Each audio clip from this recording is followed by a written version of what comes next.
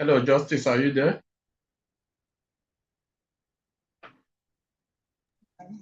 Yes, I'm here. Okay. How many people do we have on board? Okay, let me just check that. 10 people, sir. 10 students. In the next 3 minutes or thereabout, I think we should pick up. Sir, come again. So in the next 3 minutes or thereabout, I think we should start. We have on board. Yes, sir. Okay, let me just check that. Sir. 10 students. So we are streaming. In the next 3 minutes.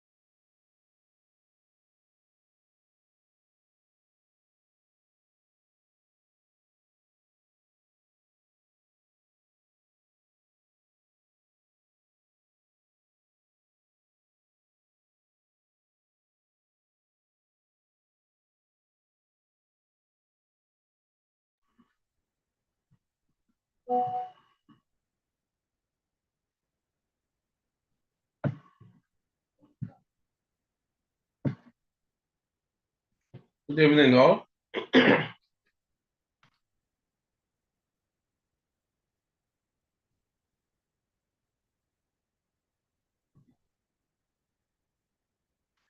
Good evening, all. Good evening, sir. Good evening. Justice, you there? Yes, sir. Okay. Yes, I'm here. All right. We're already late by 11 minutes or thereabouts. Good evening, all. I welcome you to Max-Migold. Yes, sir. Yeah, and the subject we are treating today is procurement and contract management. I hope I'm very audible.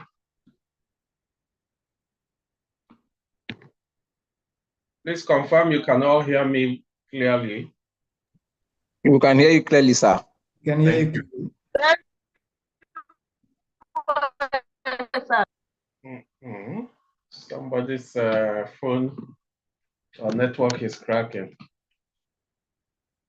So, I'm Mr. Anyanwu, and I'll be taking you on procurement and contract and facility management, a course that covers the part of facility management that we are sometimes unconscious of.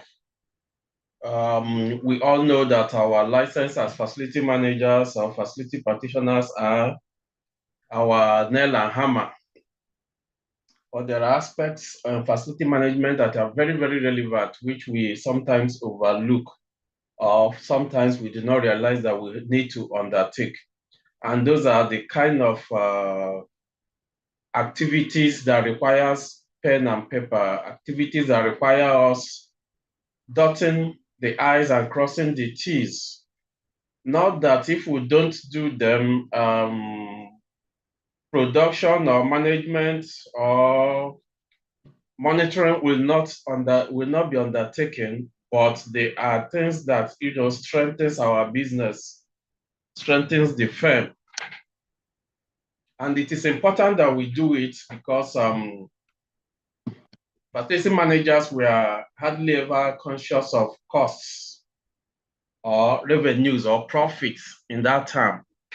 But when we undertake courses like this, it teaches us a little bit of how to not only manage costs, but how to realize that even facility department on its own incurs costs. And there are activities that we can undertake that will actually help us mitigate costs and actually improve the revenue of our organizations or businesses. And procurement and contracts in facility management is one of those courses. It's actually a course that is so important that if you, as a facility manager, if you mismanage procurement and contract, you could actually liquidate your firm, your organization. You could actually grind your company to a halt. So I welcome you to this class, and I hope we will all interact and get the best out of it. So while not wasting time, it's a little bit luminous, and we have we have less than 2 hours to kill it. So let's delve into it straight away. I'm sure this is not the first course you are taking in this session. You have taken others, and you must have understood a little bit of the housekeeping rules and all that, and what is required. So let's take off. Welcome to Procurement and Contracts in Facility Management. The Facility Management Contract and Procurement course consists of two major elements that work together to give relevance to contract and procurement processes in an organization or business concern. Those two major processes are the procurement process and the contract execution and monitoring. Now, in an organization, facility managers are in most cases in charge of procurement, in charge of the store. You're in charge of security. You're in charge of production line, different things at different times.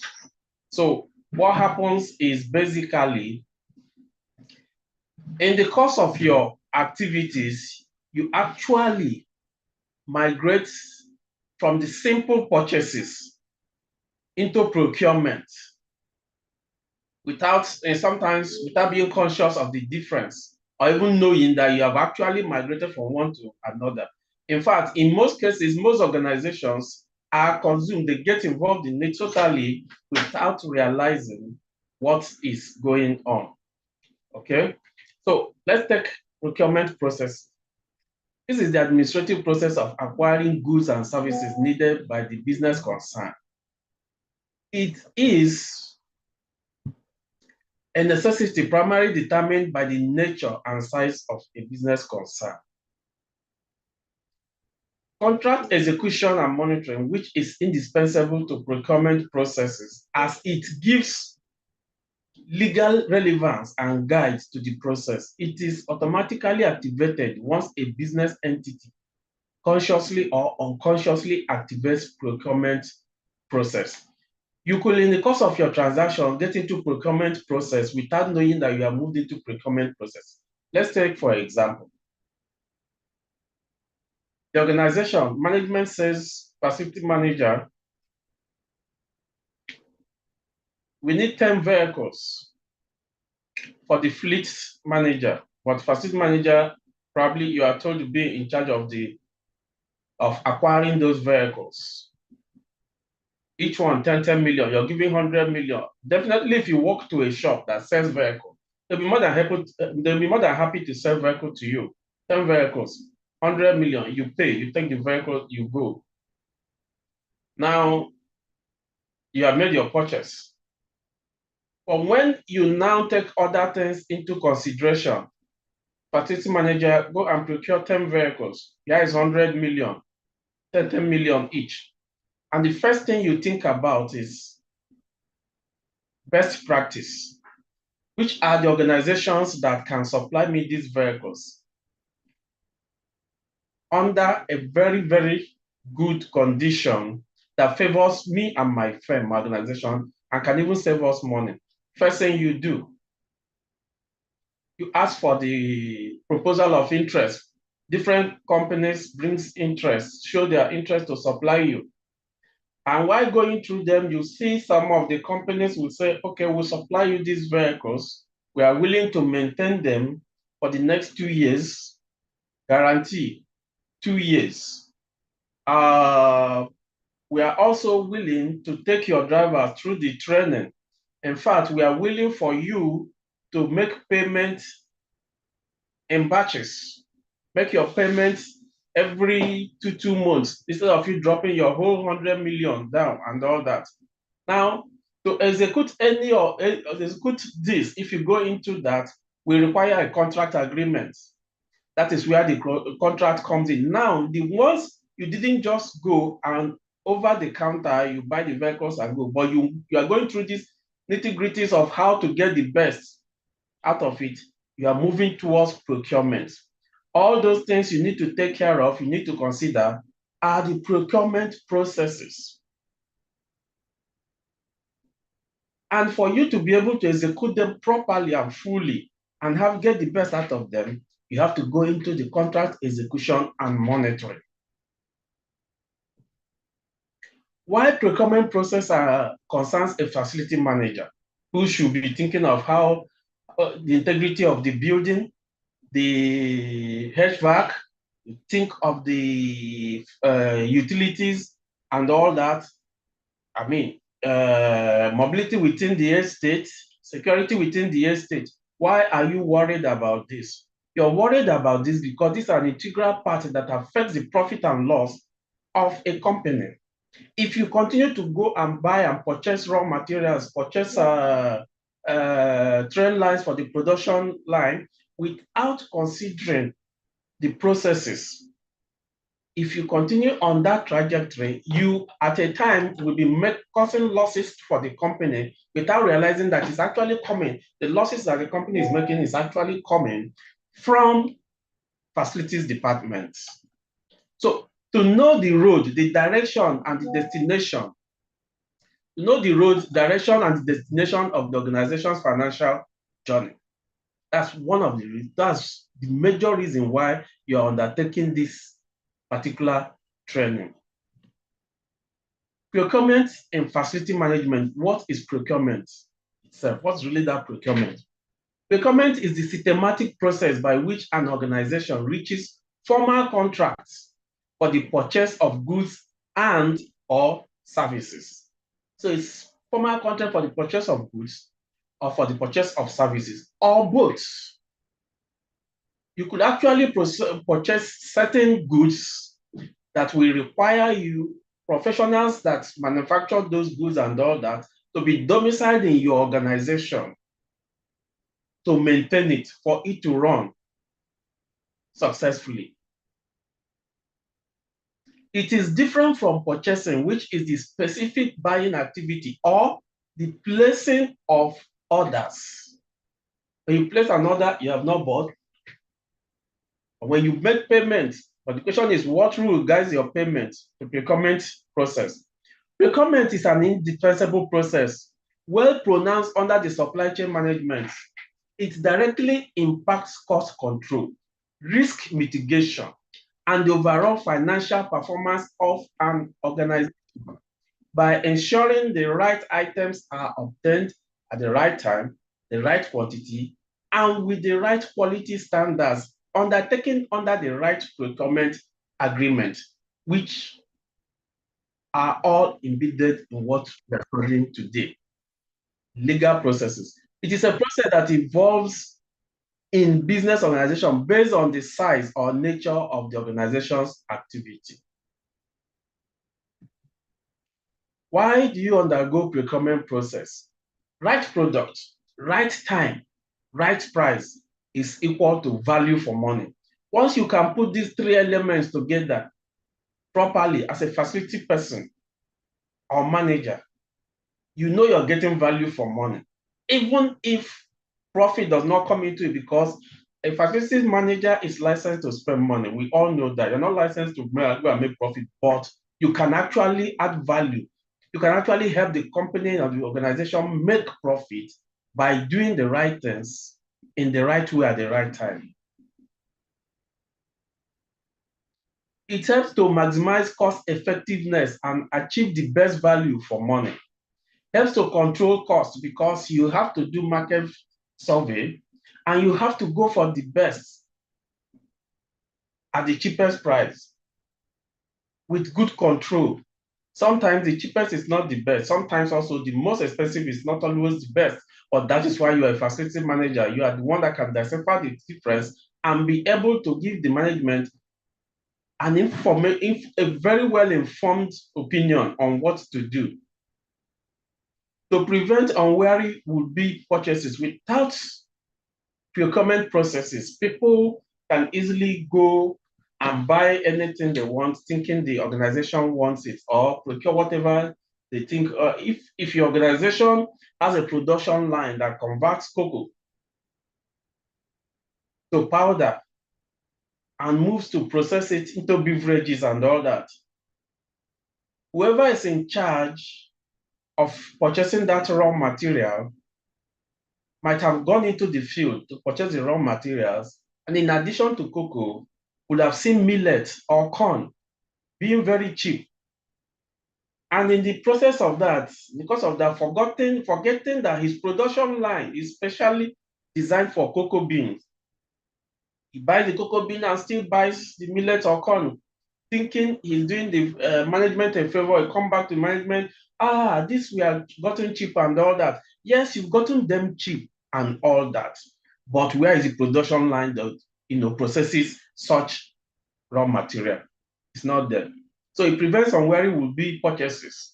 And if also a situation when you go into procurement and contract management, you will have an approximate idea of what the company needs at a particular time.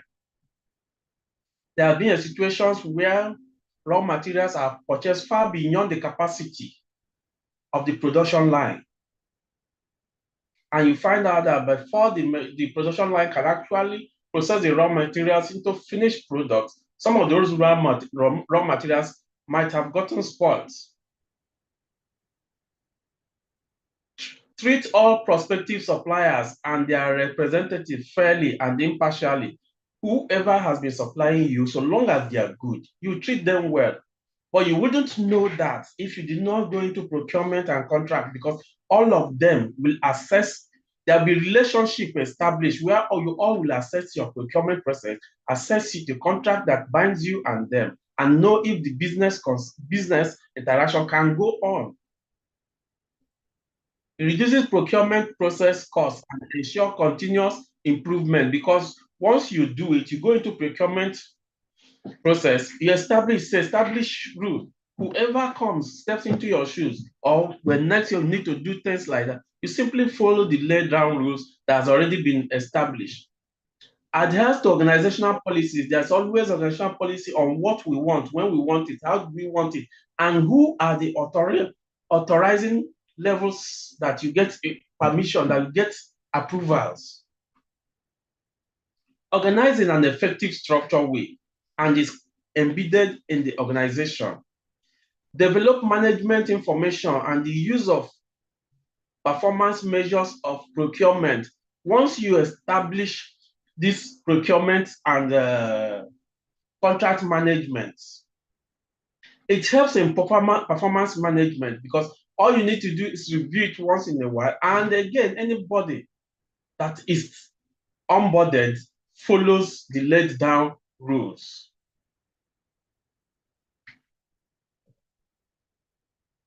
Now, in procurement, there are different levels that it simply tells, simplifies what you actually do. There is direct procurement. Now, these different levels of procurement is determined by the nature of what an organization undertakes, or what happens, the nature of the activities that happen in an organization. When you decide that direct procurement is better, it involves the items like equipment, raw materials, and hardwares that directly impact the output of production. These are the equipment these are the basic soul of an organization. Indirect procurement are mostly goods and services used for the day-to-day running of that organization. They are not goods and services that are directly related to final production output. They are more contributory. They help the day-to-day running of the organization. Goods procurement involves obtaining tangible physical items required by the organization. They are goods. That's basically goods. And then the service procurement involves obtaining the services required for both the smooth running of the organization and production. It takes human beings to run the machines. Keeping the human beings safe, and so that you can get optimum service from them, is service procurement. You look into their health, you look into the environment, those are services. All the procurement processes can either be undertaken in-house or outsourced. We'll come to that. Those are basically where it gets to, and where it gets interesting, because the facility manager definitely, in most cases, facility managers are not outsourced. In some cases, it's outsourced, but even if it's outsourced, there's always an in-house person that undertakes the minor issues that occurs in the firm. Now, there are circles. There's a circle for procurement, which one must go through if you really want to have a control as a facility person. You must identify the needs, what are really needed. In which case, if accounts department says we need 10 chairs and 10 tables, the facility personnel, the facility manager, it is your responsibility not to just agree and take that we need to go and buy 10 chairs and 10 tables. No. It is your responsibility to go and identify. One, the space allocated to finance department, can it take 10 chairs and 10 tables that they are requesting? Two, is there a way that you as a facility manager can rearrange locally, rearrange the office furniture that you will not need to purchase 10 chairs and 10 tables, and you might need to just set up a long table that can take 3 people at a time rather than bringing one. Two, what is the safety, what is the health and safety analysis of the environment? If there's an emergency within that space, whether you have deployed 10 chairs and 10 tables or you've deployed only 3 or 1, is there a way that the personnel there can easily get out of that place in case of an emergency, fire or anything? Market research, you have to go to the market. You have to call for bids, people to bid for what you need, your organization needs. It is not something that you just decide or okay, I have somebody who can do it, let him just, no. There must be 2 or 3 market surveys Supplier evaluation. After the expression of interest by different people, different organizations, you have to evaluate who can best do the job, who can give us what we want, the best service at the best time, at the best rate. You evaluate that, then you negotiate. Each table is 10,000 naira. I'm buying 10. I cannot pay, if I pay 10,000 for one table and I'm buying 10, I cannot pay 10,000 for each one. There must be some level of discount because I'm buying in quantity in this case. Contract formulation, you go into contract. Are this table going to be supplied by a carpenter? This is where you drop a contract. This is the quality of wood you use for me. This is the time frame you need to deliver this job. And this is the specification of what we want in our office. You review review them and control who authorizes at this point, who gives the final approval, when will the payment be made, and when will services be received. These are all procurement cycles.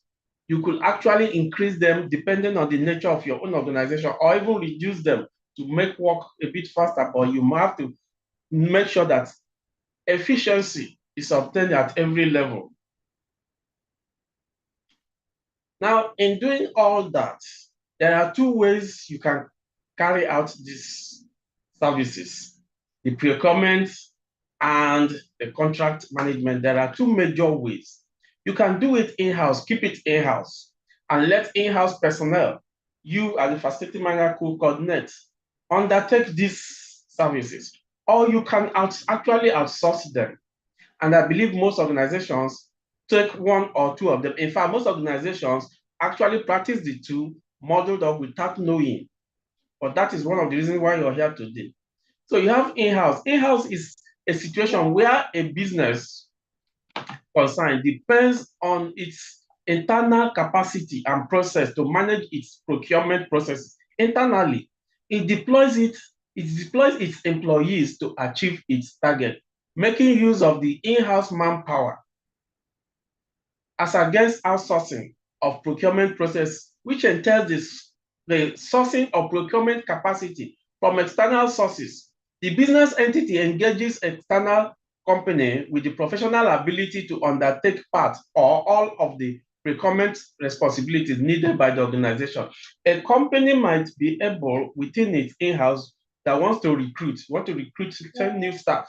A company might in-house through its HR department be able to assess all the intakes that are coming, all the prospective intakes, assess them.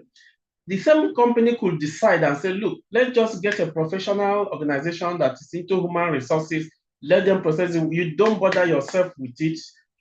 Everything that needs to be done, plus refereeing, plus police clearance and everything. And external source undertakes it. You have outsourced that service. It is always very rare for you to have a hotel of 100 rooms with 100 air conditioners, for you to insource the maintenance of those air conditioners, because it's going to mean you're going to employ people who are going to be servicing them, who are going to be trained, who are going to be capable of doing that job, and be paying them salary every month. And this means whether the air conditioners are bad or not, or require attention or not, at the end of the month, you will pay. Or you could as well outsource the maintenance of those air conditioners to an organization that have that capacity and capability to undertake that service for you. The benefits of in-house service, which we have just touched on, are as follows. Organization retains direct and complete control. That's everybody undertaking that service, undertaking that job is under the control of the organization. You own them. They are your staff. They are your personnel. You call the shots. No conflict of loyalty or perceived conflict of loyalty between client and employee and contractor, labor force, in which case your staff cannot go and carry out the same kind of service somewhere else without your knowledge or permission, and your staff cannot, it's not allowed, be running the same service you are running simultaneously beside you or even within your organization. There's that pure loyalty from the staff to the employer, from the employee to the employer. But there are limitations also for the in-house service. As much as it is good and you have full control, there are limitations. Management is unlikely to be knowledgeable, in which means simply meaning that when you allow, it's just like a bird that's in the cage and the one that is free flying outside. The bird flying outside definitely knows more terrain, has more ability to withstand forces of nature than the one in the cage in the room. So one of the limitations of that is that the management, because they are comfortable in their zone, the laptop is bad, you have somebody who can come and knock on it, do one or two things and fix it in-house. You will not even have idea that there are more powerful laptops outside. You will not even know that there are more capable hands to handle more capable things outside. Specialist training is unlikely to be available because people seem to be stereotyped in their job. So long as they get their salary at the end of the month, they hardly care. Only few organizations will care to develop their personnel, to ask their personnel to go out to train. And even it is limited anyway, unlike outsourced professionals who don't see any limitation when it comes to training. The work may be carried out when core business management supervision is not on site because it's in-house. The plumbing system has gone back. The day that the technician in-house, your own staff, decide to do it, the facility manager might not be on ground to actually supervise that day. So at the end of the day, you do not know the quality of work that has been done. It might even have just been done partially so that it will collapse again and he will be called again and given money again to go and buy the materials all over again. Recruitment and absence cover can be a major problem. There are additional costs which may be hidden, just like I've just mentioned. Some costs may be hidden, and in most cases, what you are supposed to have fixed, because you can manage it in-house and just leave it, the table is shaking, but once you kick the leg a little bit, it stands, you manage it.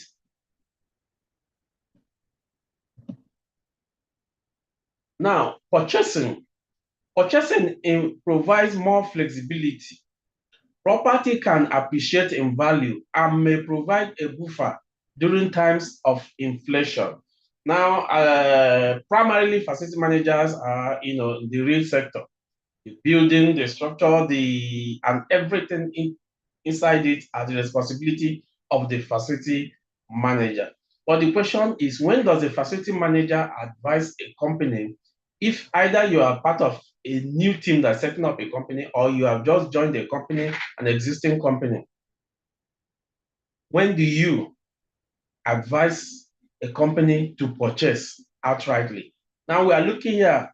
There are two major headings here: purchasing and leasing. Leasing anything from 3 years upwards. Purchasing is outright purchase. It is your own. You own it.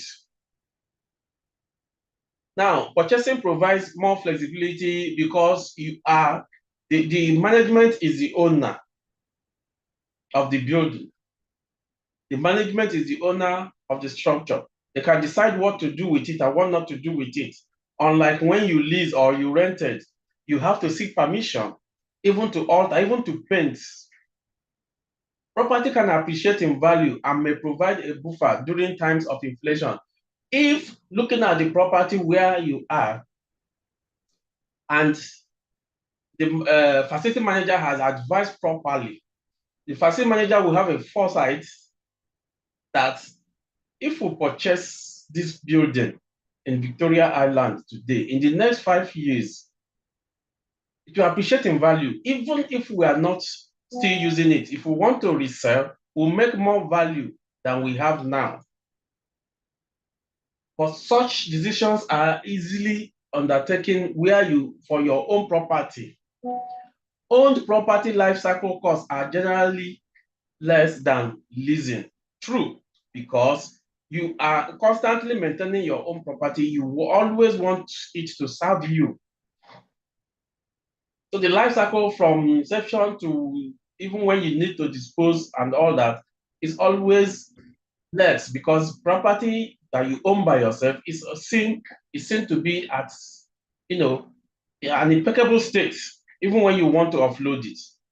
While on the other hand, leasing, when you lease a property, you preserve capital. If for example, the company you're working for intends to, let's say, go into production, and to buy the land to build the factory, it's going to cost 10 million.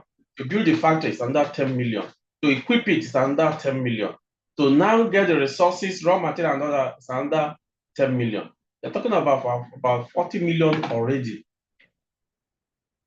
But you also find out that if you go to lease another property that's already ready, that can serve your purpose, you can lease that property for 3 years for less than 3 million or thereabouts. Comparing to where you wanted to buy, where you had to pay 10 million just for the land.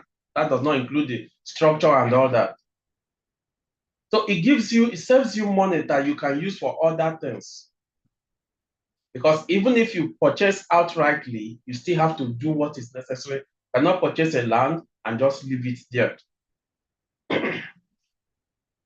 Leasing provides entry into state-of-the-art facility. When you want to lease, you normally will lease a property that is good, that will serve your purpose, that is in an area where you need your business to thrive.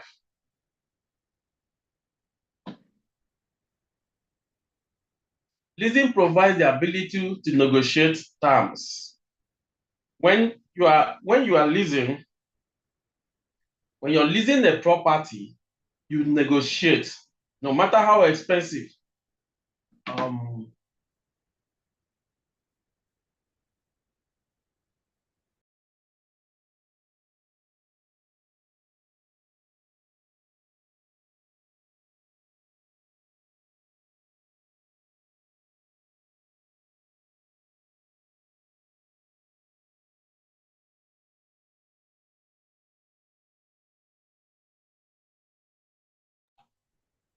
Sorry for the break. So leasing gives you ability to negotiate terms, even if you want to lease a building for 90 years or a land for 90 years. It gives you that ability to negotiate it and negotiate the cost. The more the years, definitely the less the cost of that leasing. Now, what are the decisions that you base on which way to go as a facility person? Because when you understand the purchasing and the leasing, you can give an informed opinion to management on which way to go as per the property that you need to acquire or that you're already in. Cost of alternative decisions. Now you are looking at purchase, you look at what it costs you to purchase a whole building, and you look at the alternative of leasing a building, similar building. What is the cost? You have to look at it, weigh it, and then balance it.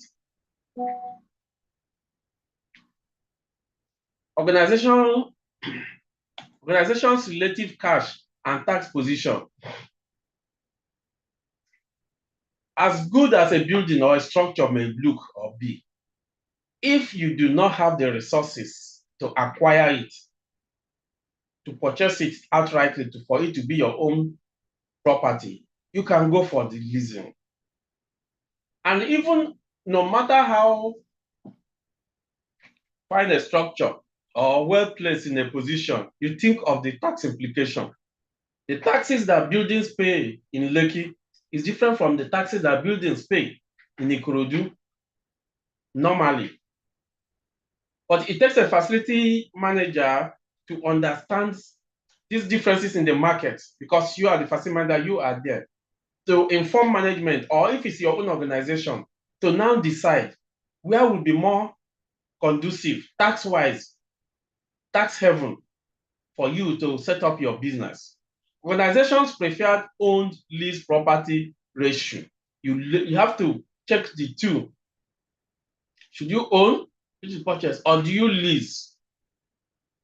Again, in some organizations, they look out, okay, in this our profession, are others actually leasing or are they purchasing? Do they own their own property? And why do you own your own property? There are many organizations that do not own their property, but they are stinkingly rich. They are productive, their products move, and their services move, but they do not own their property because they do not want the problem. They outsource everything. They outsource everything. Anticipated time of use. How long do you want to use the property? How long do you want to use the property for? A foreign company might have gotten a consultancy job, maybe with the federal government, a consultancy job that will last only 6 months, 6 years, let's say. So if you're coming for a project that will last only 6 years, what would you need to purchase the building? You rather go for renting, leasing. Asset risk management factors. There we go. How do you manage the structure? What is the probability that you managing this 9-story building that you have taken, that you have bought, that is your own? What's the possibility that you managing it effectively is going to be possible, that you have the resources and the capacity to manage it? Should you rather have leased and let the owner take care of, if you are to decide, outsource the management of the building? Or even if you lease and you, in the terms of lease, you have to manage the property yourself. Do you outsource it or insource it? What's your capacity? All these are things that a facility manager needs to know. Need for flexibility. Which way can we go? How is it best for us? Again, if things get out of hand, if we have purchased and things get out of hand, like in most oil servicing companies, when they come into the country with big money, they do things, do that, do this, and before you know, some of them who want to go back, they want to go. Is there a flexibility in this way that if you had purchased, will it be easy for you to offload the property? If you had leased, will it be easy for you to break the lease?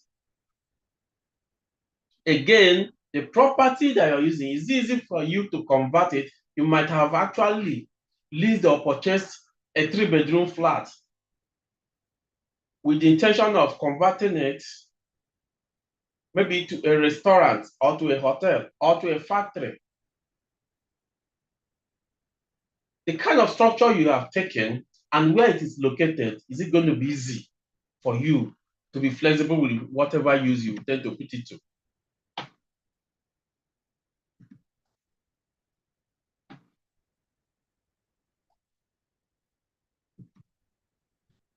Reasons for outsourcing. When you want to outsource, it reduces the head count, it reduces your staff strength, it reduces the manpower that you require in-house because you have outsourced it. You have a photocopying machine that produces maybe 200 booklets in 10 minutes or 5 minutes, everything. Should you, because of that machine and its cost and all that, employ somebody that will pay him at the end of the month money worth even more than the resources of maintaining the machine, or should you outsource it? And of course, if you take more personnel in, you have to provide the space for the personnel, the work table, chairs, telephone, all that. Do you want to undertake all that, responsibility, or do you want to reduce it? So the more people you reduce, the better for you. It reduces costs naturally. Concentrate on the core business because you have outsourced those responsibilities. you concentrate on the more core business. Let's take a simple scenario, the cleaning service. You outsource your cleaning service. Once you are coming to work in the morning, you're walking into a clean and organized environment to do your work. Not that you're coming there, you're going to start looking for the cleaner, you're going to look for who does, who going to look for who organizes everything to be in order that people do not stumble and fall. No, if you outsource it, it is no longer your headache. You face your work immediately. Buying providers' core business. When you outsource, you find out that the provider, any efficient professional that providing you services, will do anything possible to retain you. And doing everything possible to retain you shows you that in the course of that, they display the ability and other, and you have no choice. Once they are good, you buy into it. Buy into it is that you come to like it, you come to agree with it. In fact, before you can change them, it has to be somebody better than them because you believe in them and you believe in their services. Acquire expertise not available in-house. Those outside, when you outsource things. Now, access control used to be just key and lock. Then it went electronic and it went digital.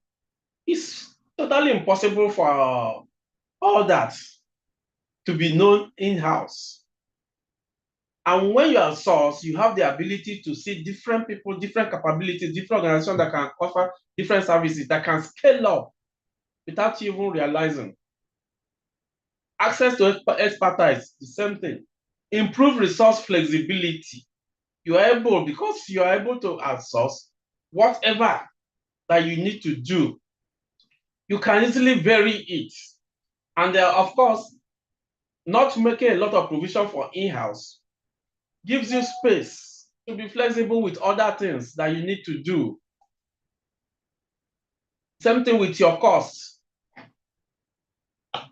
Improve career opportunity for facility management staff.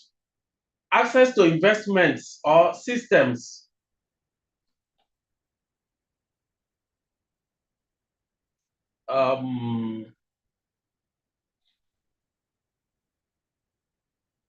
Justice, please check who is check in Yakno Ekere. Please leave your system alone. Sir? I'm listening to you, sir. Check in Ekere also. So please mind this cursor and all that. Okay. So Okay. frees up management time to focus on strategic issues and planning. It allows you room to focus on the core business you are doing for your office. Setting the stage for outsourcing, the things that will determine how you will really effectively outsource. Definition of objective and key attributes of services required. You have to know what you want. And you have to make sure it's not something that you can, as a facility manager, can solve internally very easily, cheaper, and faster. Adequate documentation.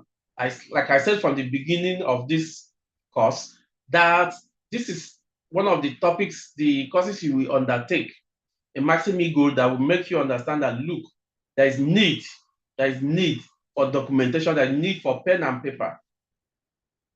Identification of special demands of the service. There must be special demand, there must be need of the service, and you will know that that service can only be provided by specialists before you outsource it. Identification of high priority services and risk assessment of these areas. You have to check how safe is it to get into it.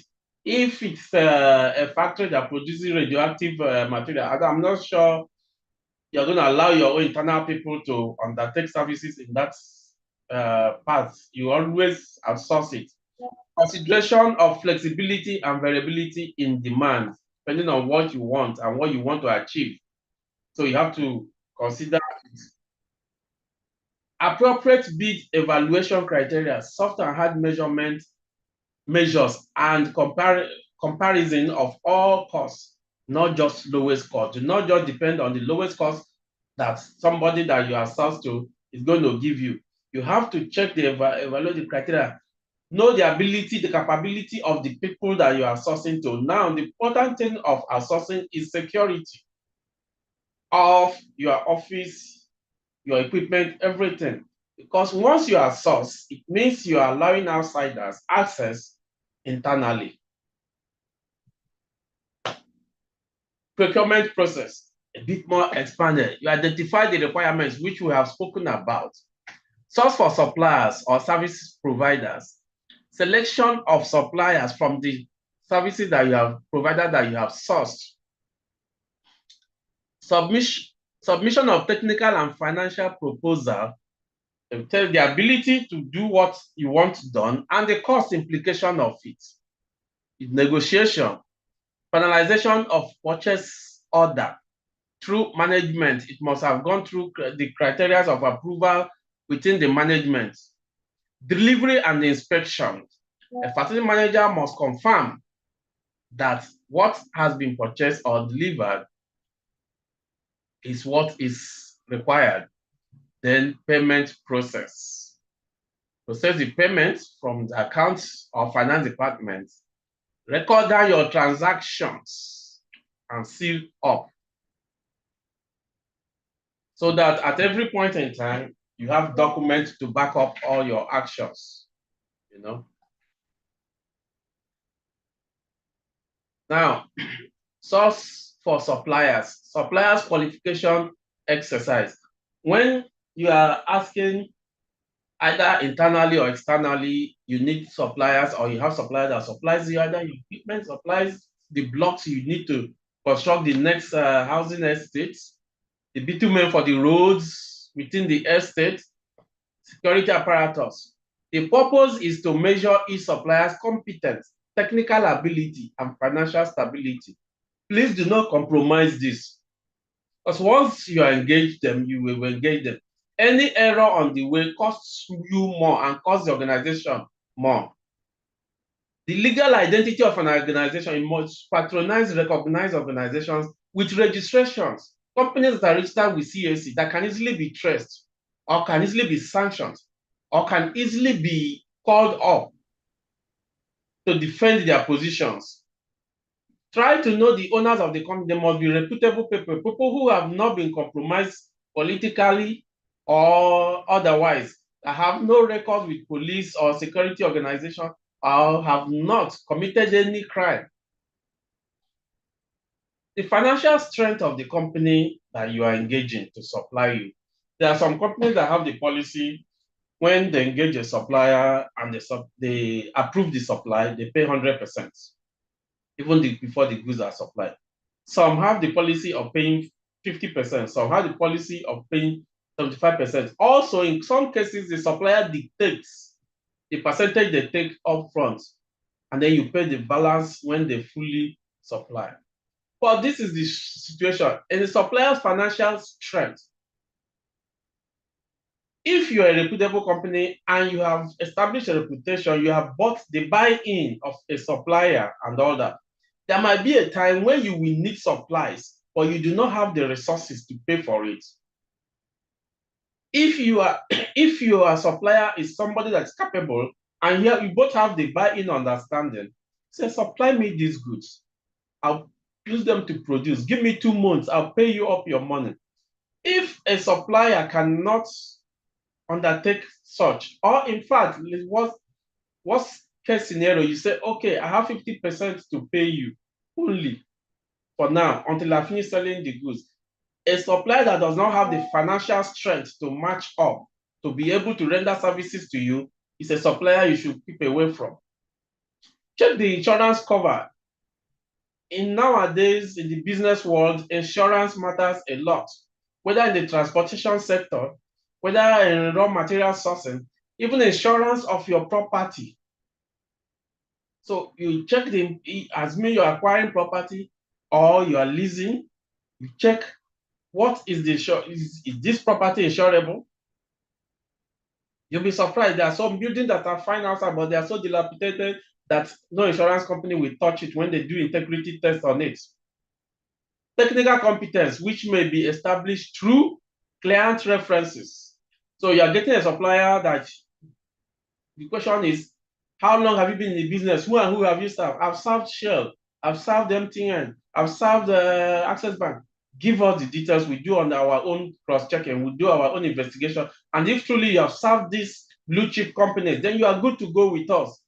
Number of contracts and staff resources that they have to execute any contract you give them. How many contracts have they done on their own? Go and do physical verification to see that they meet the contract they did are not only up to standard, but that they have good reference, good reputation with the people they work with. If there are people, a big company that's like, let's say, Julius Berger, that also have some subcontractors for certain aspects, what is the relationship between that company and their subcontractors? Some contractors, because they are big, they engage subcontractors, and when subcontractors have concluded their contract, finish the job description they've been given to, they don't pay them simply because the subcontractors are small. They can always overshadow them. Then you use that to make sure that, because in most cases, subcontractors come to mess up the client that has no business, did not even engage them because they worked on your site. They did service for you and you're enjoying the service. And the major contractor that engaged them has abandoned them or run away. So it's important that facility manager must be in charge of all this. You must put your ear down and know what is happening. Safety records, very important. Safety records will cut across not only your own firm, not only the supplier firm, but also everybody around you. When government comes in, is your building, does it have emergency exits? Are they prepared? If it's a high-story building, what all the fire hose, all the firefighting equipment, are they functional? In fact, there are some companies that before they qualify to supply you, you will go through their health and safety records, not only through them physically, but also through government. How has government rated them in the past 1 or 2 years? Industrial relation records, quality assurance procedures, do they maintain all that? So these are things that you must look out when you want to engage a supplier. To establish an approved supplier list, these are useful where there is a regular need for a similar type of job, so that not every time you go into the market, you could easily look into your list and pick who will do what and who will do what for you. Much of the hard work in selecting suitable supplier is done only once. Once you do it, that first one, that useful, where the regular need for a similar type of work. Once you have done that and you have that, it's once. Anybody that comes in flows through the chart. Disadvantage is that list of suppliers must be continuously updated. It's not really a disadvantage, just that there is work to be done. There is work to be done. Facility manager must regularly update that list, and facility manager must regularly be current with what is available in the outside there. Facility manager may directly contact suppliers, not even may, should, if you are in charge of that. Invitation to tender. After shortlisting, only a limited number of suppliers should be invited to tender. You cannot invite all of them. Merely looking at their tenders, you can easily say, depending on what service you want, easily deduce which of them have the competence for you to invite. Suppliers should submit their tender questionnaire and reporting documentation by a certain time and date. You should put limits to when documentation should be concluded from suppliers. Any submission should not be accepted beyond the original. The tenders should be kept sealed and locked. This aspect is simply talking about integrity of tenders, and that integrity lies more on you, the facility manager. Whatever rules you have put, the management has approved, it simply says follow it through, step by step. This confidentiality is required for all major contracts. Bid award selection criteria for bid. The lowest responsive bid is straightforward award based on the lowest bidder who can meet the specified requirements, typically used for reorders, routines, and well-defined user requirements, which must have been set up before now. Contractor lists that must have been evaluated and kept. Evaluated best value for money. best value for money. It's based on evaluation of technical criteria as well as bid price. Vendors are rated against a floor. There are, of course, there are different people bidding. All fantastic, have the ability, but you have to rate them. You have to be able to deduce which is better than who is better than who. And if in most cases, you might have to go to the field to see the job they've already done for other clients before. Unique service, final contract price and terms negotiated after the selection. Because there are unique services like I said, you want to undertake service in the, let's say, nuclear power industry. And these are unique services that you know it's not everybody that you call to come and undertake such services for you. Contract execution and monitoring. Definition. Contract execution is the process of implementing a contract, mostly a written agreement, which has been accepted, signed, and approved as appropriate by all authorized parties involved. Types of contracts. Of course, as a facility manager, you might be saying, what's my business with contract and all this, but once your organization consciously or unconsciously moves into procurement processes, there must be signing of paper. Once it is written and signed, it becomes binding. And a facility manager cannot say he's not part of what he recommended or he does not know. So a facility manager has to know. In most cases, contracts are not even drawn up by facility manager, it's drawn up by the legal team. An organization that understands itself can, in the process of drawing up contracts, of course, carry the facility manager along. So knowing that he is the one that's going to manage at the end of the day. Types of facility manager contract. Fixed price, also known as lump sum contract. This contract set a fixed price for a product or service. You do not vary. This is what we want to pay. This is where you do not go beyond that, and that's what we'll pay. Cost reimbursement. The buyer pays the seller for the actual cost of the project, plus a fee or a profit margin. Cost reimbursement. You pay for the job and a margin that makes up the profit.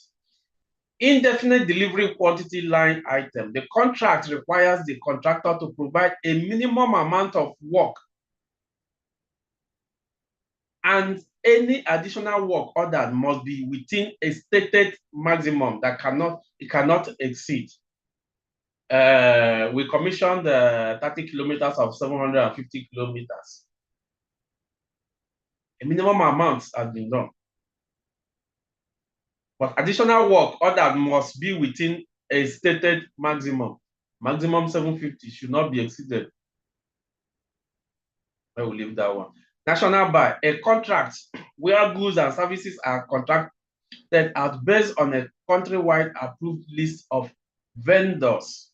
No matter where your branch office is, there is an approved list of vendors that will execute such contracts. And in most cases, they are signature contracts. Wherever you see them, you will know this is this company. Open book, a contract in which the service or goods provider is open in the financial and technical implications of the contracts. Labor hour, stroke time, and material. A per hour and per material based service contract where payment is based on hours worked and quantity of material used or ordered. Very common overseas. Service level agreements. In facility management service, service level agreements are service-oriented legal agreements between two parties, of which one is usually a facility manager, a facility management provider, providing service to the facility manager. It is a contract in which the level of service to be provided is defined with certain characters. Like service specific, it must be specific what you're providing. Performance level outline must be shown clearly. Service evaluation and monitoring must be a continuous thing and to be done. Time specific, there must be time to conclude. No performance consequences. If you don't perform, no work, no pay. Elements and structure of service level agreement. What should be in a service level agreement? What should be in a service level agreement? State the business objective to be achieved in the provision of the services. Describe in detail the service deliverables or scope. Define the performance standard the customer expects. Provide an ongoing reporting mechanism for measuring the expected performance standards.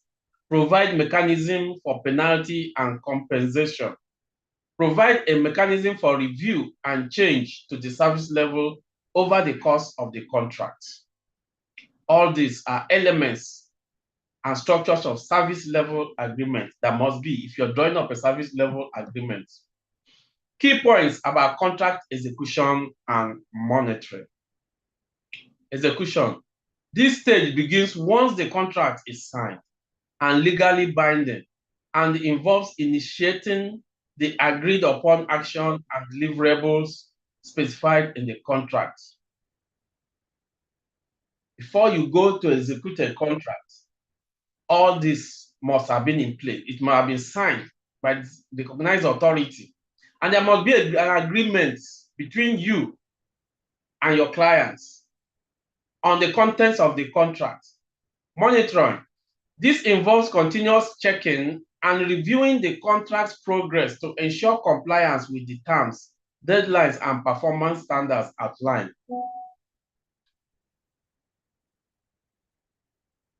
What does contract monitoring involve? It involves tracking key dates and deadlines. You must be able to follow up when, how many kilometers are we supposed to have done, in how many months. Keeping track of important milestones and expiration dates within the contract. Because if a contract goes beyond the expiration date, it's a question of whose fault is it? Is it that I that own the contract, I'm not paying the contractor enough money, I'm not releasing money enough for the job to be concluded, or is it the contractor that is lacking capacity and ability to keep to it? Performance evaluation, assess whether the contract is meeting the required quality standard and delivering services as outlined. It's one of the reasons why some companies undertake countrywide contractors that will give them signature projects so they can easily identify or know where any fault lies. Communication and reporting, regularly communicating with the contractor regarding their performance and providing reports to relevant stakeholders. A priority responsibility of the facility manager. You must regularly communicate, you must regularly be on site, you must regularly evaluate work being done so that you can advise management professionally. Key points about contract execution are more interesting. Identifying potential issues. Proactively detecting any potential problems or non-compliant issues that could arise during contract execution. Because you visit, because you monitor, because you appraise a contract, you can easily see where a problem is coming from. In fact, it's recent issue, a contract was awarded for a certain amount to be finished by a certain time. After a while, the contractor came back and said he's falling behind because cost of materials has risen up. But management will not just be based on that statement. Management had to detail facility manager to go into the market for every item being used by the contractor, assess the market value presently, and let us know. And by the time his report came, it was easy to vary the cost of the contract because the facility manager did his own job accordingly. Risk mitigation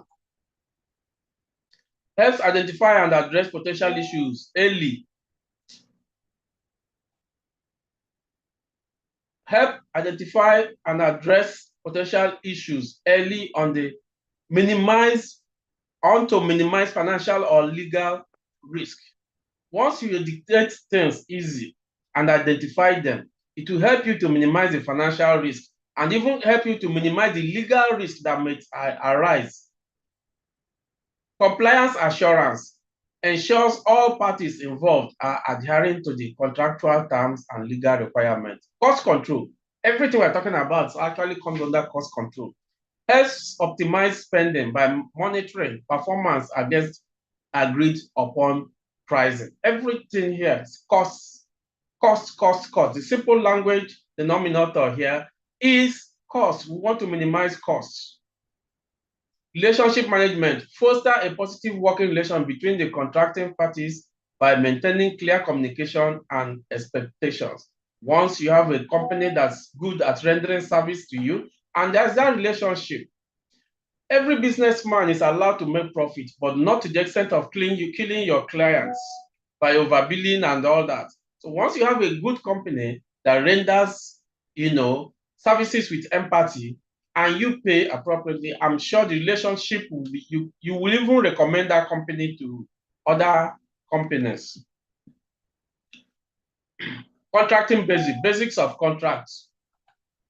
A contract is a tool that defines the terms of relationships and the interactions between the seller and the buyer in the procurement of products or services from external providers.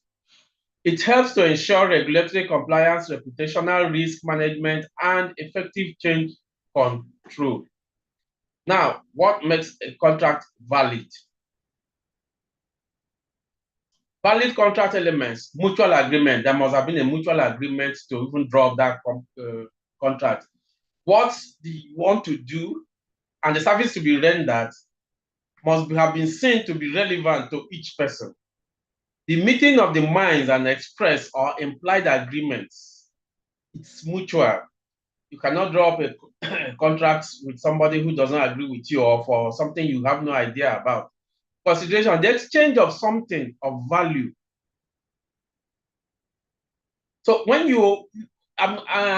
if what I'm going to pay is money that I'm going to pay you, what you're giving to me must have value of equivalent of the money I'm paying you. I must derive the satisfaction of paying for it. In fact, you that you're rendering the service should be in a position that when after rendering that service, you'll be happy when you look back at, yes, I'm happy I rendered this service. I'm happy this service is useful to this person. I'm happy I can stand on any time, anywhere and defend the service I've rendered. Competent parties, whoever signs must have legal authority. We have discussed this before, the line of approval, and capacity to understand the terms. You draw up a company, remember when I said an organization that understands itself, that wants to draw up a contract, will involve the facility manager because they know he is going to manage it. Whoever signs must have legal authority and capacity to understand the terms. Proper subject matter, the contract must have a lawful, these are things, characteristics of a contract. Must have a lawful purpose. Lawful purpose. You don't sign a contract to go and kill somebody. You don't sign contracts to go and steal from your own company. You don't sign contracts that you know will derail your company in future. Whatever you sign or you put in up must be lawful and acceptable before the eyes of the law. Mutual rights to remedy. Both of you must agree that if anything come up like the one we discussed, increase in prices, that you will agree to vary it, or you will agree that, look, if this contract costs beyond this, we terminate it. It's there, it's there, written. Agreement to enter the contract, parties demonstrate the negotiations have ended and an agreement has been reached when the contract is signed. The more reason why the person signing the contract must be authority that has been legalized to sign and must understand the content of the contract. Contract negotiation guidelines, golden rules. Know when you need a signed piece of paper and when you don't. It is not every contract that requires that you must sign or that you must dot the lines and cross the T's. There are certain contracts, of course, gentleman's agreement is no agreement, but there are certain contracts, certain business transactions that are taken on the face value, depending on who you are talking to and your position. You don't know to come and start signing, putting that, you know it. Somebody tells you it will be done, you believe it will be done. Know what you are worth before negotiating. Do not get into contract. You want to build a 10-story building. Meanwhile, the money you have is just for a bungalow. Please do not go into a contract that you do not have the resources to execute. Research the client before you begin negotiating with them. We have said that. Know the, let's say, the service of providers. Know who they are. Know who owns the company. Know the people they have worked for in the past. Know their financial strengths. Most importantly, know their legal standing. You can negotiate more than just money with all this. Be reasonable as a human being and taking the society into consideration. Listen to the potential client's needs. Listen, let the client tells you, or let the contractor also speak and give his own opinion. Communicate with care and guide your emotions. Do not bring sentiments into official duty, official responsibility. Do not transfer aggression from your home to your workplace. It does not work. Don't be afraid to negotiate. It's either yes or no. And in most cases, when you negotiate, you get a better value for your money. Don't rush it. Calm down. That's contract that seems, look, if you don't deliver it by next week, the nation is going to collapse. Calm down. It might not collapse. And by the time you deliver it, you might deliver it as a better contract than you would have before. It's not about winning or losing. It's just about doing the right thing at the right time. Variation to contract terms. Is somebody saying something? Variation to contract terms. It is important in contract to include a provision that any changes made to a contract are ineffective unless made in writing and signed by or on behalf of both parties. That is normal. It's a contract, it's a legal document. As a contract, it's a legal document. For it to be varied, the two parties must agree. This is known as variation clause and is intended to prevent informal or inadvertent oral variation of contracts.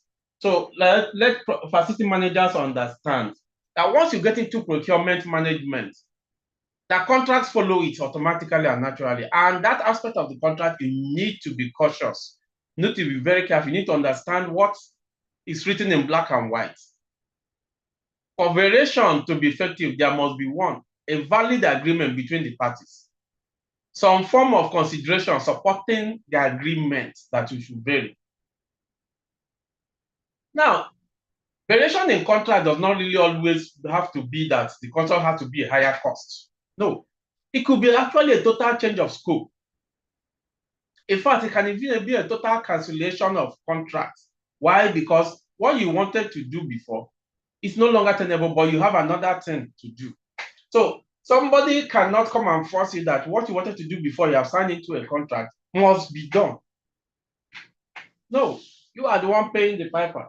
But there must be provision that if it's not going to be possible, it's going to be mutually agreed by the two of you. You offset the costs both ways. As the contractor undertaking costs that you just offset it.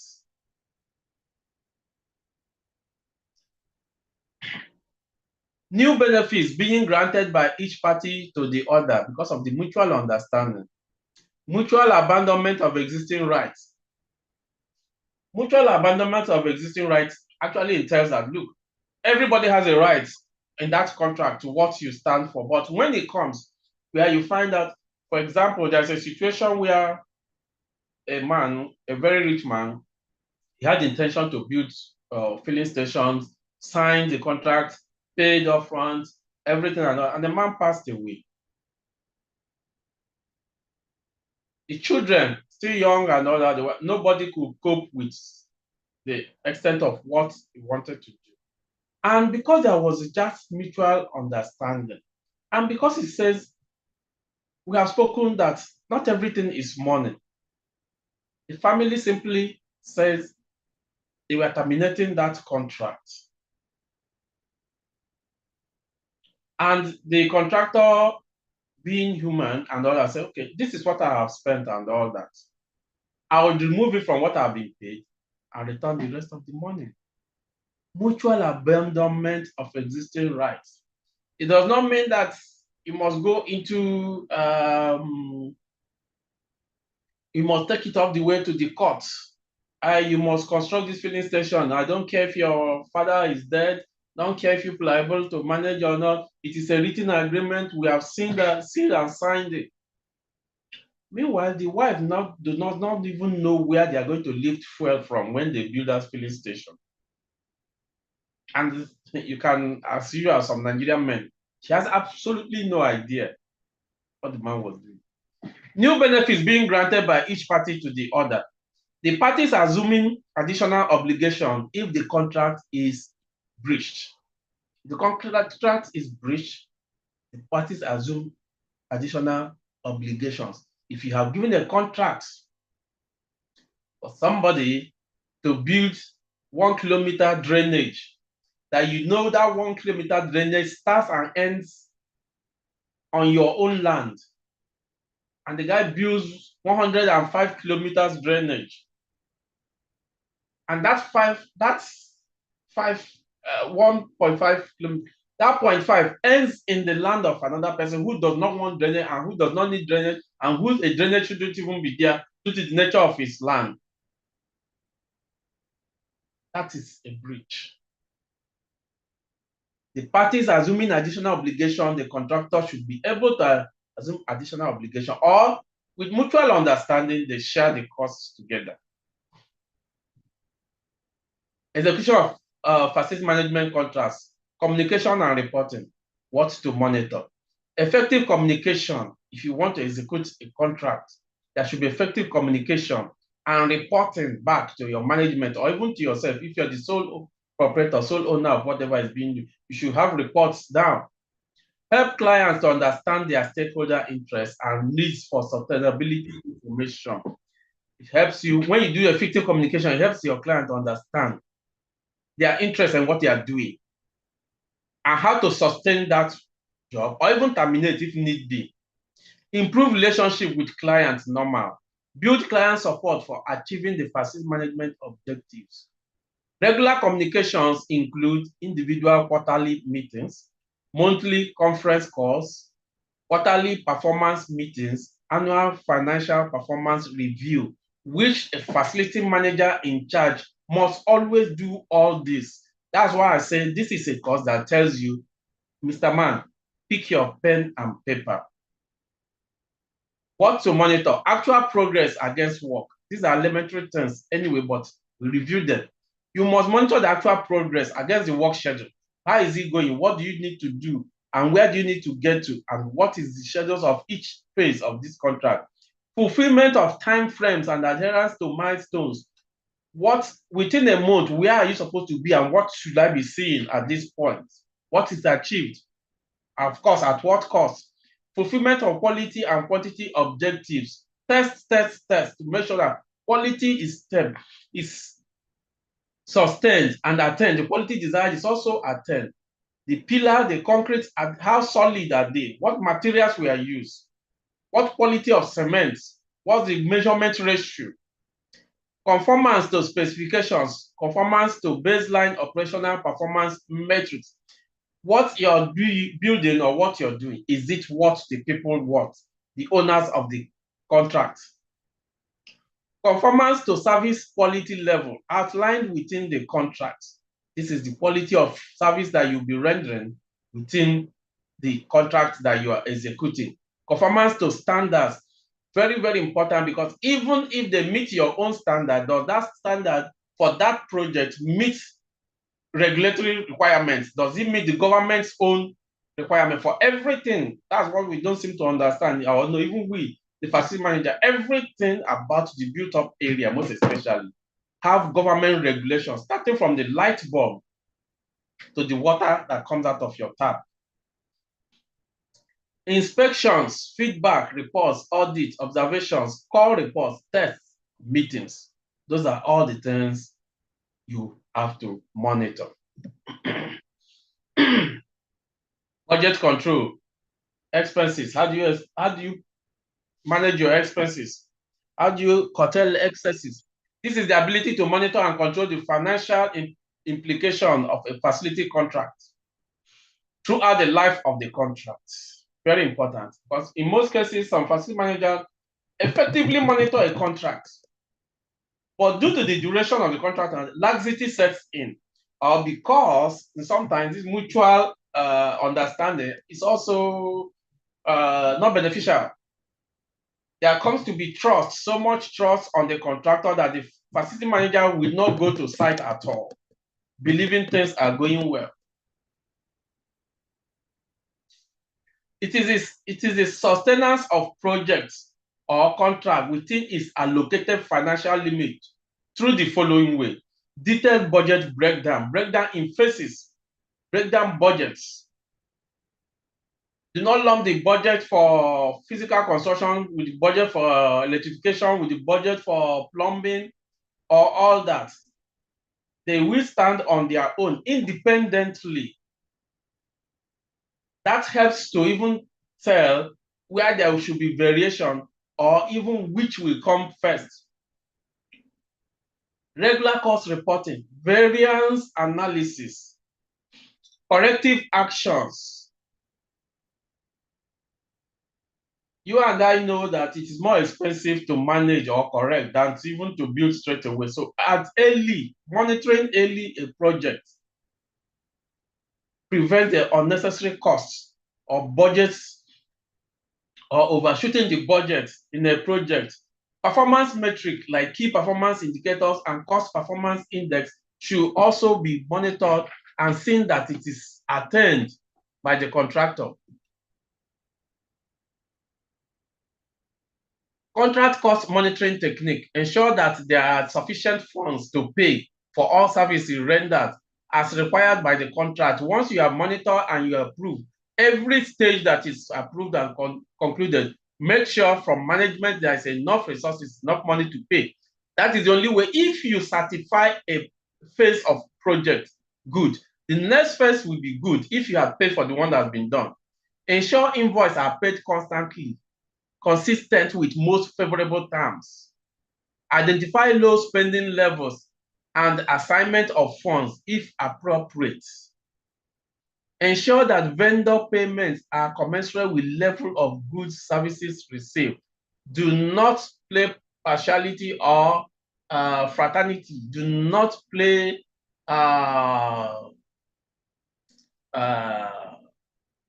friendship, if I should put it that way, with contractors. Ensure that vendor payments are commensurate. What you're paying is equal to what has been given to you.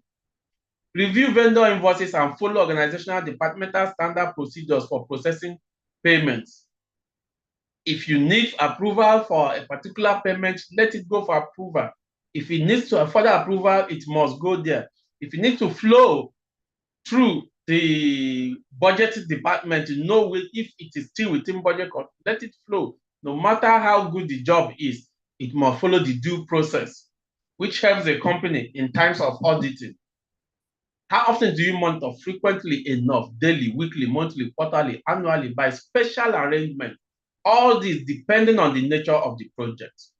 To confirm that conditions of contract are satisfied and actual costs are tracked, you have to follow through with monitoring. Any discrepancies in quality or timelines of work can be quickly addressed and resolved. Situations in which contractor requires unanticipated support or access can be arranged to minimize negative impacts. Establishing control and evaluating performance. Contracts involve creating a system to manage transactions effectively by clearly defining responsibilities in the contract, who does what, and when is it done, and what is the cost of that. Implementing standardized templates that are standard, that are required. You do not compromise on standards. And what the template contains is what shall be followed. Centralizing contract storage. Regularly auditing compliance and identifying key stakeholders to monitor contract execution and potential risks throughout the contract lifecycle. Where a situation where the facility manager cannot be everywhere, you have key stakeholders, people who are knowledgeable in what is being rendered to you to monitor. But monitoring must be consistent all the time. The primary goals of a performance evaluation system are to provide an equitable measurement of service delivery, that is, evaluating your performance, to obtain a high level of quality and quantity in the work produced. Steps to creating performance evaluation: develop an evaluation form, identify performance measures, set guidelines for feedback, very, very important. You cannot do a performance evaluation, write down all those beautiful things, take all your measurement, and then not feedback. It does not get to the right authorities. Create disciplinary and termination procedures. Set an evaluation schedule. Things to note when measuring performance: time and schedules, rewards and penalty. We have all mentioned all these there. Contract close out. A contract closeout occurs when a contract has met all the terms of a contract and all administrative actions have been completed, all disputes settled, and final payment has been made. That is when you are sure. You can now say, yes, this contract has been concluded and closed out. Timely review of contract terms. All these other things to note when measuring performance. Key points to note when setting performance measurements. Before performance measurements can be put in place, output specifications must be established. Normal. You must have established what you want to achieve at any point before you now want to go and see if that has been achieved. The overall performance of a service provider can be determined by monitoring. There is no alternative. No machine has been designed to monitor a contract or a contractor how he is performing. It must be human beings that physically analyze and assess and quantify and qualify. Conformance to regulations and standards are one of those things you will analyze and qualify. Quality-related and performance-related targets for service delivery. Expenditure targets. Important. They must stay within the expenditure line because that is where your profit and loss comes in. Time-related targets within a time period. Interaction between customer and service provider. Key points to note when setting performance measurement. Contract specifications, input or output specifications for facility management contract. The input specifications, client sets out in detail the exact service to be performed by the contractor in a prescriptive fashion. It is the client that has inputted that said, this is what I want, this is how I want it, this is when I want it, and this is where I want it. Output specification, clients will not prescribe how the contractor is to achieve performance standards set out in the specification. The contractor would be expected to come up with his own proposals for how to achieve those deliveries. In most cases, this occurs where a contract where you, the client, have no idea how it is done. Or even if you have seen such activity or such factor before, you do not really know how to go about it, but you need it done. So you get your contractor who is a specialist in that line and give that contractor room to make the proposal on how to achieve all you desire.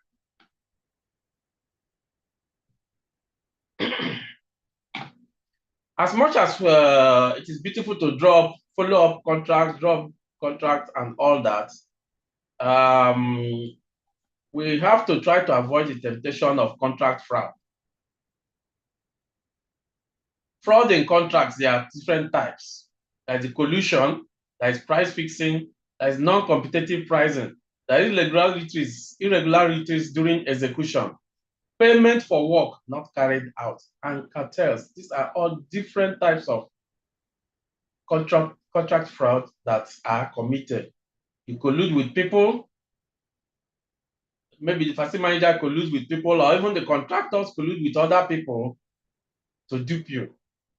You fix prices, they are different. The market price is different from what you submit to management or what the contractor brings and submit to management. The more reason why a facility manager must be conversant with market, must be always do market survey, must be a friend to the market. Non-competitive pricing, a facility manager should try to avoid. For whatever contract that is supposed to be done, let there be competitive pricing from different angles, different professionals who can execute that. You always present for the management to make a choice. You don't decide. Irregularities during execution. Monitoring, when monitoring says, when it says, look, the beam should be of a particular size. The blocks you are making should not be more than 20 blocks per bag of cement.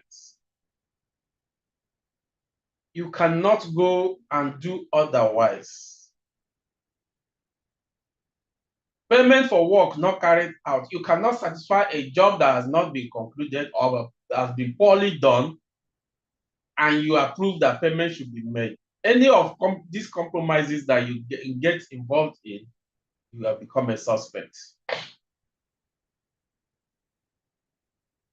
And what is that contract fraud? It's an intentional deception meant to gain an advantage or damage an individual. Variety of illegal acts, deceit, concealment, violation to obtain money, property, or services, avoid payment or loss of services, secure personal or business advantage. How do we mitigate them? Segregation of duties, which is simply division of labor. Let different people undertake different aspects of a job. Like monitoring, for example, when Officer A goes for monitoring tomorrow, Officer B should go for monitoring next tomorrow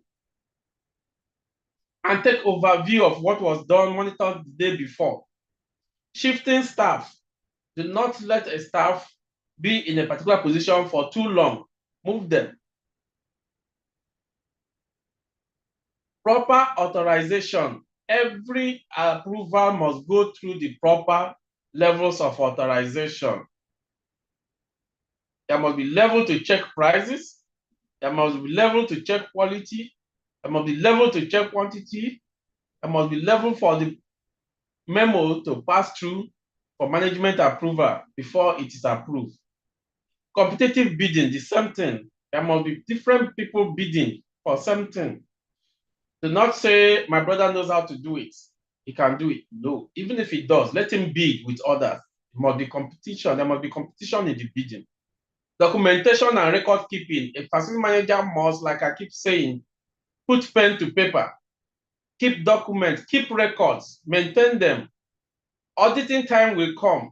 Even if auditing time does not come, your reputation is on the line based on what you have written down.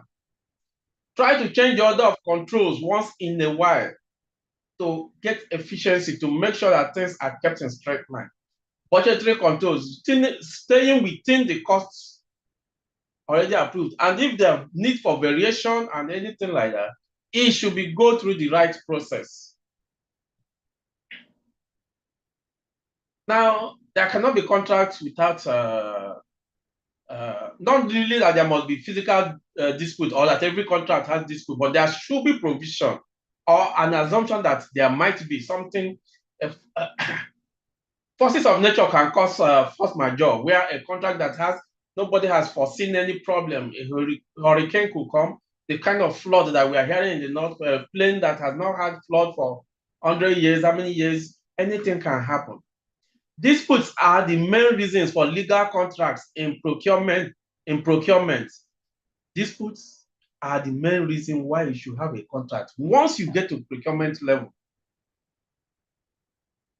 Any transaction that attains a procurement process level is liable to dispute. A contract dispute entails the presence of a trust breach between two or more parties involved in the legal contract. The trust breach does not necessarily have to be, I don't trust you or you don't trust me. No.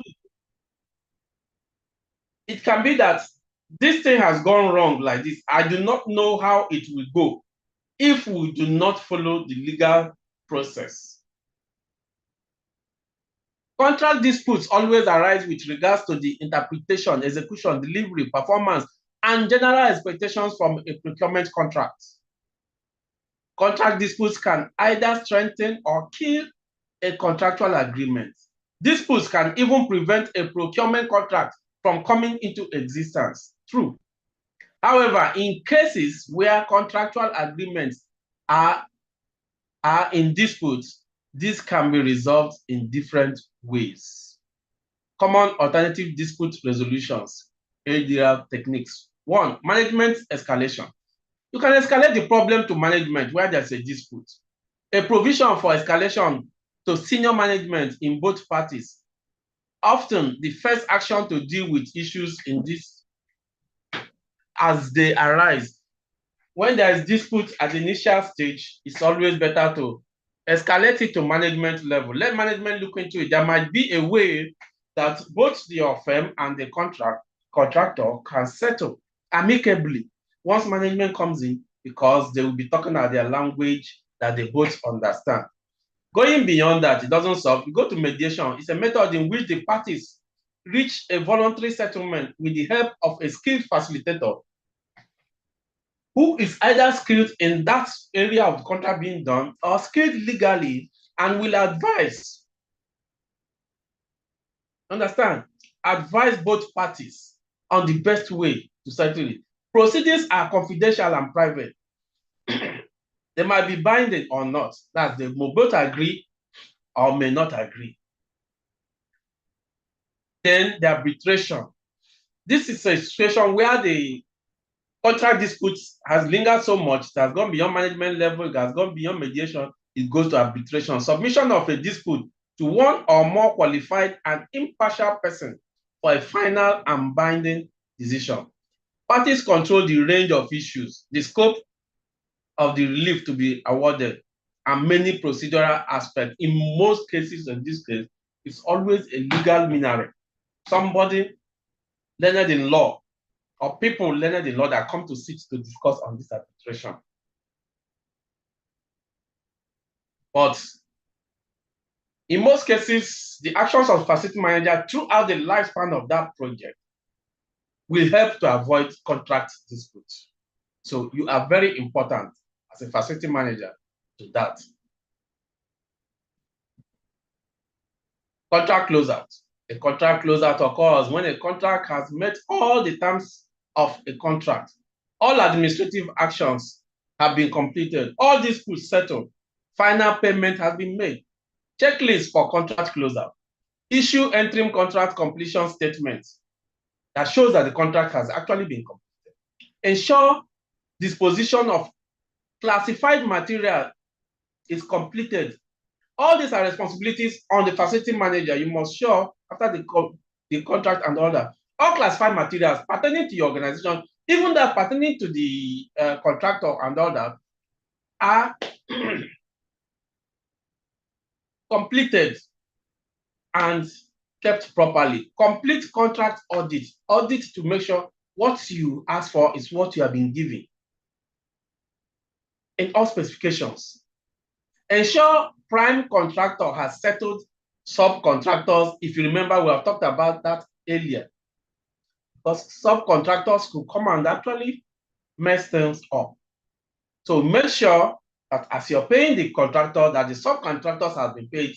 You might not have even been the one that contracted the subcontractor. However, it is your project, it is your ground. Those things must be taken care of. Complete price revision. If there was that at all, if there was need for price revision, complete them, document them, and give to management. Reviews and submit contractor final invoice voucher. Everything outstanding. Review them and submit. ensure final voucher has been paid, complete contract funds review and obligations excess fund, direct remit of obligate excess funds, remit them.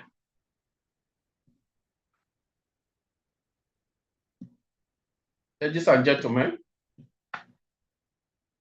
any question? I think we stayed within the time limit. Thank you for being here.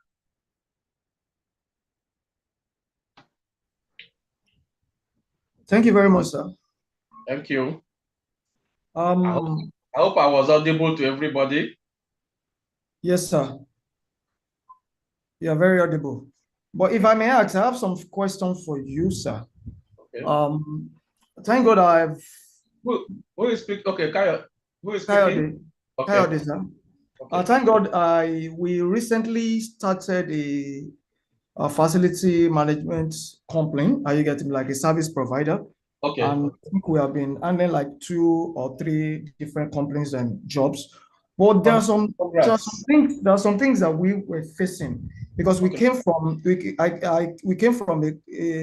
we have a parent company who is into safety, which we have been doing projects in fire alarm, fire. So we have some ideas about all these things. So it was easy for us to bet another company, which we have recently. But my question is this: we realize that so one particular one, whenever we go for an inspection, we do an inspection audit, we have our pictures, we write a report. So after we write the report, in that company, they have facility managers there. But when it cross to their civil engineer, their civil engineer will keep on asking us questions. But because of we have done our diligence, we will now have to send the reports with the quote, which he has the quotes with them. We now have to send their report. At the end of the day, we understand, is it the duty of us to be sending the report, or is the duty of the facility manager to understand that it is his duty to do the report? Because we have to send the report on our own. So the civil engineer manager will now have to read the report and understand, okay, are you getting me? That's our first question. Then number 2 question is, that same organization, we realize that whenever we finish our job, we try to do job completion form. So when we do a job completion form, we give it to them for them to sign. But they will realize that they said they have their own, but they didn't provide us their own because, you were saying some things because we're PO based, we do more of PO jobs. So because we realize that most companies, whenever they ask us for some requirements, they may ask us on our past job. And what we always tender maybe our job completion form with our POs. When they're with Shell, Chevron, Alibotin, and so and so. So they don't normally go to the site to verify, most of them. So in what way can we handle that one? Then number 3 question is it this contract, is it the same with real estate? Because as we are moving, we are looking at real estate. Is it the same way with the SLA? Is it the same way? And however, we don't know whether we have made a mistake. There is an SLA that we signed with a company. We signed a contract, but at the end of the day, we gave a price. We don't know if we are going to be at loss because we just see it as, let's try it. We are learning. It's a learning curve. We don't mind making the mistakes. But the mistake we made was we did an SLA. I saw your sample of an SLA.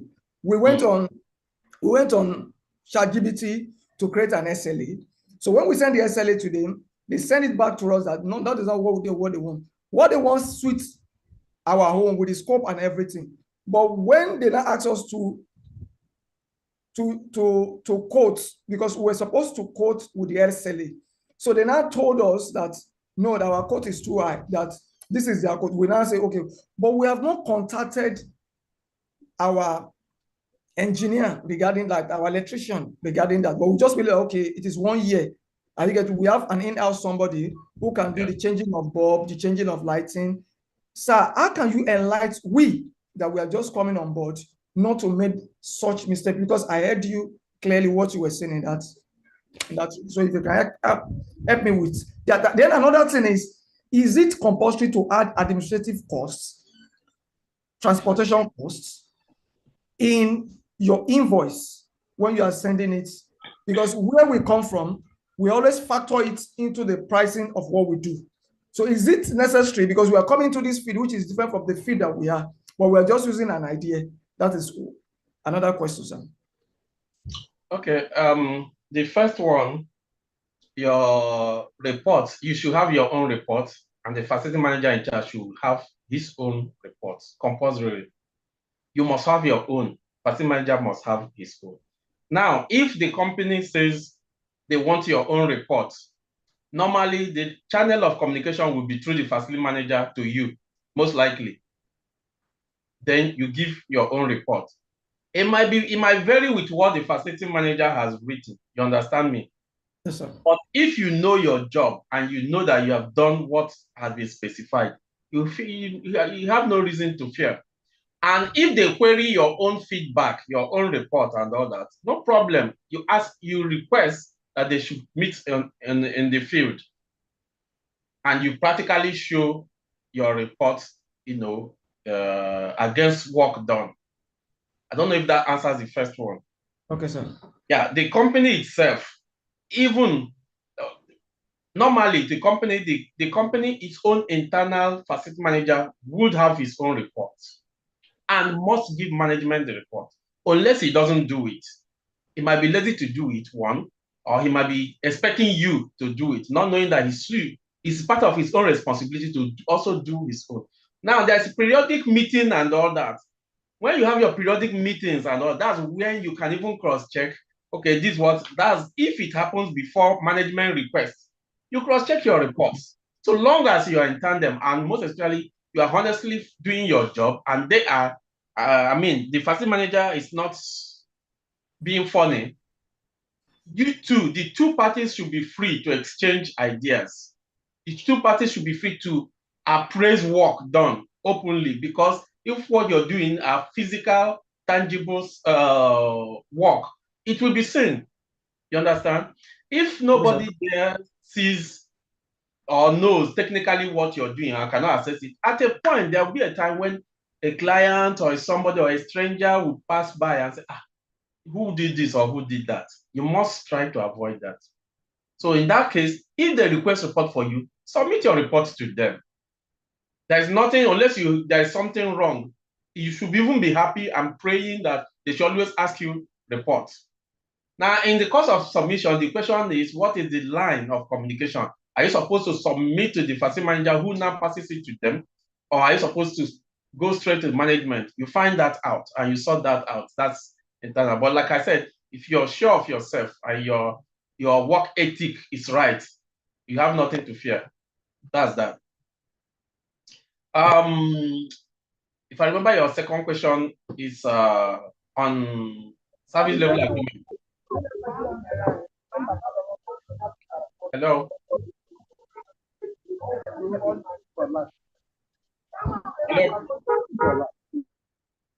Hello, Kayode, can you hear me? Hello, I can hear you, sir. The second one is who is to provide the job completion form? Because in some company, in order of my business, I provide it. Why some other company they provide it? Are you getting that? But who is in facility maintenance? Because these are what we use as a backup when we are applying for another contract in another organization. Because we realize that this particular company, they didn't give it to us. Yeah, that's what I wanted to say. If a company has its own job completion form, then you follow it through, they will give it to you. If they don't have, you can provide your own. If they've requested for job completion form, you can provide your own for them. Maybe internally they don't have it at all. So if you provide, your own might actually become a template for them. You understand? But if you're now going to, for me to provide you job completion form, you have to pay for it. That is where small wahala might be. And maybe that's what's causing the friction. But job completion form, a company that's always engaging people will have its own standard job completion form that you, the contractor, he will issue. When you finish, this is the job completion form. That's it. But if they don't, and then they ask you to, you provide for them, then you can advise them that they are supposed to have it on their own. You understand me? I don't think such things should cause any friction or make you lose a contract, honestly speaking. Okay, so another one is the real estate contract. Is it the same thing with the way you position this one? Yeah, The way the look, asset. when it comes to such contracts, all you need to see if how do I put it? Because companies always find it difficult engaging lawyers. Most are in most companies. Let's say in real estate, some real estate practitioners do not believe lawyers know things about. But the fact is that if you give them room, if you just tell them go and give us so and so, by the time they give it to you and you go through it, you'll be surprised, and that's really why they are there for.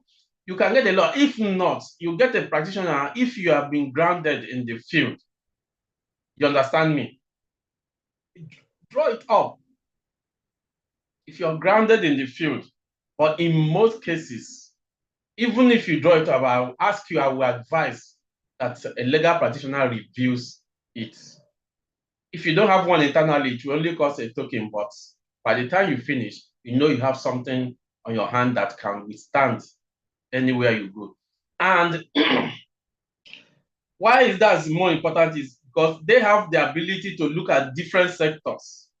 This real estate you're talking about now, the things that maybe you can think or remember to put in it, you'll be surprised a lawyer can remember more. Most especially, why that is always good for me is because you find out most lawyers have undertaken such matters in the past. Even those that didn't know, by the time they undertook such matters and all that, they would not have the knowledge, they would not have the wisdom of what to put in such when it comes. You understand? I understand. So the last one is it necessary that we must add transportation costs, then administrative costs in our invoices? In all honesty, it is necessary to be plain, itemize things, rather than build them. Now, let me tell you, I want to buy a mug for tea. The mug costs 10 naira. But the market where I'm going to buy it, it's also going to cost me 10 naira to go, 10 naira to come. That's 20 naira plus the mug itself, that's 30 naira.